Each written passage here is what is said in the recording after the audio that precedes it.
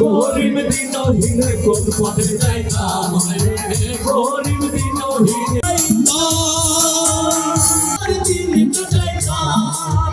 ধর্ম যার যার, উৎসব সবার, এই বলে আমি আমার সংক্ষিপ্ত শেষ করছি। ধন্যবাদ। আমাদের ওয়েব ফাউন্ডেশন একটা বাইরের একটা অনুষ্ঠান, সেই অনুষ্ঠানে আমি অসুস্থ থাকা সত্ত্বেও আমি লোক সংবরণ করতে পারিনি আপনাদের সাথে এই আনন্দে মেতে ওঠার জন্য। তাই আপনাদের সাথে আমিও আজকে এই আনন্দ উদযাপনে শরীক হয়েছি।